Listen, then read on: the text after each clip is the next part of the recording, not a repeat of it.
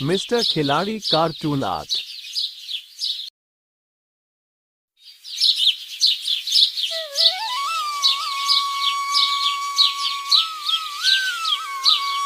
धौलपुर नामक गांव में चंदन अपनी पत्नी के साथ रहता था। दोनों पति पत्नी मिलकर खेती और पशुपालन का काम करते थे। चंदन सीधा साधा व्यक्ति था। वो अपने बैल लेकर खेतों पर जाने के लिए तैयार हुआ, लेकिन तभी उसकी पत्नी सुंदरी ने रोका। आप आज भी खेतों पर जा रहे हो? आज खेतों पर बहुत काम है, पर तुम ऐसे क्यों टोक रही हो? पड़ोस के गांव में आज पशुओं का मेला लगा है, आपको वहां जाना था ना? आप बोल रहे थे कि एक बैलों की जोड़ी और लेनी है। अरे हाँ, मैं तो भूल ही गया था। मुझे बैलों की नई जोड़ी लेनी है। मेरी सुंदरी, तुम याद ना दिलाओ तो आधा काम मैं भूल ही जाऊं। हाँ तो अब देर मत कीजिए, चलिए जाइए, मैं यहाँ का सारा काम संभाल लूंगी। ठीक है, मैं अभी जाता हूँ। चंदन पड़ोस के गांव के मेले में गया। उसने 2 बैलों की एक सुंदर जोड़ी खरीदी। चंदन को बाजार में शाम हो गई। चंदन बैलों को लेकर अपने गांव धौलपुर की तरफ चलने लगा। तभी रास्ते में उसे 2 व्यक्ति बिल्ला और कालिया मिले। वाह वाह, बहुत अच्छे। जी, मैं कुछ समझा नहीं। तुम बैलों की बहुत खूबसूरत जोड़ी लेकर आए हो। बैलों को देखकर लगता है काफी महंगे बैल लाए हो। काफी समझदार भी लगते हो। नहीं, ज्यादा महंगे खरीद लिए हैं, इसलिए समझदार नहीं है। भैया, मुझे अपने घर जाना है। मुझे देर हो रही है, रास्ता छोड़ो मेरा। अरे भैया, तुम तो बुरा मान गए हो। अगर समझदार हो तो साबित करो। जाने दो मेरे बाप, मैं बेवकूफ ही अच्छा हूँ। हाँ भाई, जाने दो इसे। वैसे भी धौलपुर में बेवकूफ भरे पड़े हैं। ये सब ससुरे हमार गांव को गवार समझते हैं। हाँ बोलो, क्या बोल रहे हो तुम लोग? बेवकूफ नजर आते हैं तुमको क्या हम? भैया, गुस्सा क्यों हो रहे हो? तुम हमारे साथ एक खेल खेलो। अगर जीते तो हम तुम्हें समझदार मान लेंगे और पैसे भी देंगे, और अगर तुम हारे तो तुम हमें एक बैल देकर जाओगे। मैं समझदार ही हूँ, मैं खेल में जीत जाऊंगा। ठीक है, तो फिर देखते हैं। बिल्ला ने 2 पर्चियों पर कुछ लिखा और दोनों पक्षों को अपने हाथों में पकड़ लिया। उधर चंदन भी जोश जोश में उन दोनों की बातों में आ गया। थोड़ा मुश्किल है, लेकिन भाग्य पर विश्वास रख सकता हूँ। जय नल्लू बाबा की, सही पर्ची पर हाथ जाए। तुमको अब इन दोनों में से एक पर्ची चुननी है। एक में हम दोनों की हार लिखी हुई है और दूसरे में तुम्हारी हार लिखी हुई है, ठीक है? चंदन ने एक पर्ची चुनी। जब उसने पर्ची को खोला तो वह हैरान रह गया, क्योंकि उस पर लिखा था, मैं अपना एक बैल हार गया। पढ़ो पढ़ो, पर्ची में क्या निकला है? अच्छा, इसका मतलब अब एक बैल हमारा हुआ। वो दोनों एक बैल लेकर चले गए और दूसरा पर्ची का टुकड़ा वहीं पर फेंक कर चले गए। चंदन ने दोनों पर्चियां लेकर अपनी जेब में रख ली और उदास मन से एक बैल को लेकर घर की तरफ रवाना हुआ। थोड़ा सा आगे चलकर चंदन को 2 व्यक्ति गोपी और जग्गू मिले। अरे क्या बात है, बहुत शांत और उदास जा रहे हो। हम तुम्हारी कोई मदद कर सकते हैं क्या? चंदन ने उन दोनों को अपने साथ हुई ठगी के बारे में विस्तार से बताया। हमारे पास इसका इलाज है, सिर्फ बाबा ही इनकी मदद कर सकते हैं, लेकिन एक मुश्किल है। क्या? बताओ भाई, मेरी मदद करो। हमारे गांव में एक सीधा बाबा है जो तुम्हारा बैल वापस ला सकते हैं, लेकिन वो सिर्फ अपने गांव के लोगों की ही मदद करते हैं। क्या सच में ऐसा हो सकता है?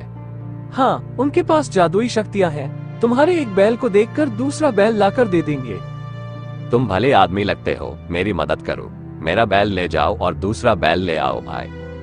तुम भी भले आदमी लगते हो, हम तुम्हारी मदद करने को तैयार हैं। तुम यहीं रुकना, हम तुमसे यहीं मिलेंगे। ठीक है भाई। जिसके बाद गोपी और जग्गू बैल लेकर चले गए और सुबह तक भी नहीं आए। बिल्ला, कालिया, गोपी और जग्गू चारों सगे भाई थे। चंदन ने बहुत इंतजार किया और फिर वो सुबह अपने घर चला गया। क्या हुआ, आप खाली हाथ आए हैं? क्या हुआ, आप क्या छुपा रहे हैं मुझसे? वो मैं बैल तो लाया था, लेकिन चंदन ने सुंदरी को सारी बात बताई और वो दोनों पर्चियां भी दी। लेकिन जब सुंदरी ने दोनों पर्चियां खोलकर देखी तो दोनों पर्चियों में एक जैसा ही लिखा था। सुंदरी को सब समझ आ गया। हाँ, वो चारों ठग थे, उन्होंने आपको लूट लिया है। अब क्या कर सकते हैं? मेरे पास एक उपाय है। सुंदरी ने चंदन को एक उपाय बताया। हाँ, ये ठीक है, मैं कल ऐसा ही करूंगा।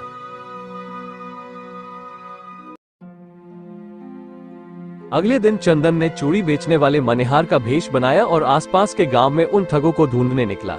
चंदन को सुबह से दोपहर हो गई, तभी उसे एक घर के सामने 2 बैल बंधे दिखे। ये बैल तो मेरे हैं, ये घर जरूर उन ठगों का है। आज इनको नहीं छोड़ूंगा, मैं इनको सबक सिखाकर ही रहूंगा। चंदन उस घर के पास आवाज लगाने लगा, बिल्ला बाहर आया। हमें चूड़ियों की कोई जरूरत नहीं है भाई, आज घर में कोई नहीं है, चलो जाओ यहाँ से। कोई नहीं भैया, आज तुम ही चूड़ी खरीद लो। तुमको बोला है ना, घर में आज कोई भी महिला नहीं है। अच्छा तो आज वो खेल ही खेल लीजिए जो कल रात को खेला था। चंदन अपने असली रूप में आ गया और उसने बिल्ला को बहुत पीटा। चंदन ने मौके का फायदा उठाया और अपने बैल लेकर चला गया। बिल्ला के तीनों छोटे भाई कालिया, गोपी और जग्गू शाम को घर आए। भैया को क्या हुआ? वही व्यक्ति आया था जिसके हमने बैल ठगे थे। अरे मैया, बहुत मारा है उसने मुझे, वह अपने बैल भी ले गया। अब तुम जल्दी से जाकर वैद्य जी को बुलाओ, नहीं तो मैं तो गया।